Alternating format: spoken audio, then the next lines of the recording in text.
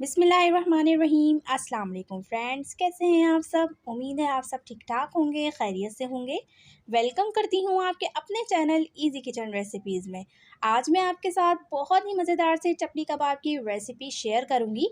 तो किस तरह से ये खुशबूदार, जायकेदार और दिखने में बहुत ही ज़्यादा खूबसूरत, तो इंशाल्लाह ये तमाम चीज़ें आपसे शेयर करूँगी टिप्स एंड ट्रिक्स के साथ। तो वीडियो को आपने पूरा देखना है। तो यहाँ मैंने सबसे पहले ले लिया है कीमा। अच्छा, फ़ैट के साथ हमने ये कीमा लिया है तकरीबन आधा किलो। तो सबसे पहले मैंने क्या किया था कि प्याज को चॉपर में हमने पीस लिया था और इसका पानी अच्छे से हमने निचोड़ दिया था। तो तमाम पानी हमने निकाल दिया था। तो अब आप देख सकते हैं कि बिल्कुल ड्राई फॉर्म में है प्याज, इसमें बिल्कुल भी पानी मौजूद नहीं है।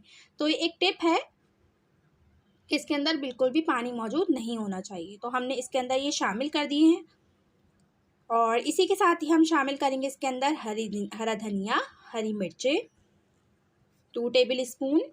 ये एक छोटे साइज़ का हमने टमाटर लिया था, इसको हमने बारीक चॉप कर दिया है, ये शामिल कर देंगे। और इसी के साथ ही हम इसके अंदर शामिल करेंगे फ्रेश लहसुन अदरक का पेस्ट 1 टेबल स्पून भर के हम इसके अंदर शामिल कर देंगे। और इसी के साथ ही है लाल कुटी हुई मिर्चें 1 टेबल स्पून। धनिया शामिल करेंगे 2 टेबल स्पून। अच्छा, धनिया पाउडर हम फॉर्म में नहीं शामिल करेंगे, हमेशा इसके अंदर हम कूट के शामिल करते हैं। और इसी के साथ ही ज़ीरा शामिल करेंगे, ये भी हमने कूट के शामिल किया है। और 1 टीस्पून काली मिर्चों का पाउडर। हल्दी शामिल करेंगे बहुत थोड़ी सी, 1/4 टीस्पून के करीब। और इसी के साथ ही हम ये शामिल करेंगे अजवाइन। इसको थोड़ा सा हम हाथों से मसल के शामिल करेंगे, बहुत ही अच्छा स्ट्रॉन्ग फ्लेवर होता है इसका। तो ये तकरीबन ½ टीस्पून के करीब मैंने इसके अंदर शामिल करी है। गरम मसाला पाउडर शामिल करेंगे ½ टीस्पून। नमक शामिल करेंगे 1 टीस्पून, या अपने टेस्ट के हिसाब से आप शामिल कर सकते हैं। ऑयल शामिल करेंगे 2 टेबल स्पून। और अच्छे से हम इन तमाम चीज़ों को अब मिक्स कर लेंगे। प्याज और कीमे में पानी बिल्कुल भी नहीं होना चाहिए, वरना आपके कबाब टूट सकते हैं। कीमे को धोकर हम पहले से ही 1 घंटा पहले रख देंगे, तो इसका सारा पानी अच्छे से निकल जाएगा। तो बिल्कुल ड्राई फॉर्म में होना चाहिए हमारा कीमा भी। तो अब मैं इसके अंदर शामिल करूँगी 4 टेबल स्पून के करीब बेसन। अच्छा, ये कच्चा बेसन नहीं है, हमने इसको थोड़ा सा भून लिया है, भून के हम इसके अंदर शामिल करेंगे। तो अभी हम 4 टेबल स्पून शामिल करेंगे और इसको हम अच्छे से मिक्स कर लेंगे।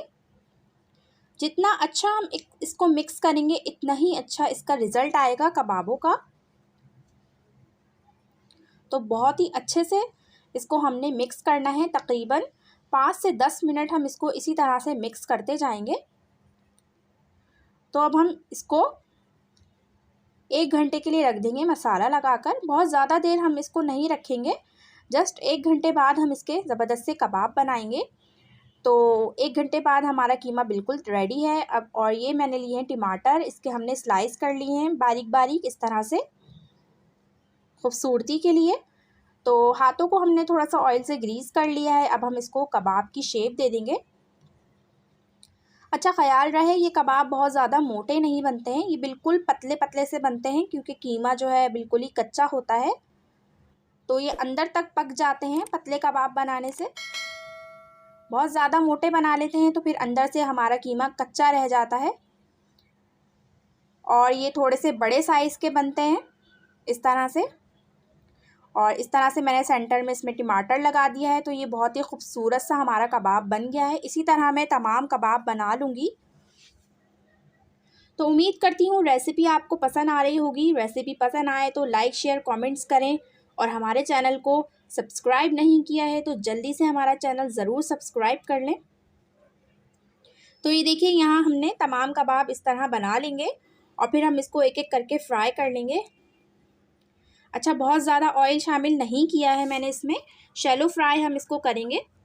और स्लो फ्लेम पे हमने इसको फ्राई करना है, बहुत ज़्यादा हाई फ्लेम पर हम इसको फ्राई नहीं करेंगे, क्योंकि कीमा हमारा कच्चा है, वरना अंदर से कीमा पकेगा नहीं, सही से कच्चा रह जाएगा। तो इसीलिए हम इसको कुक करेंगे लो फ्लेम पर।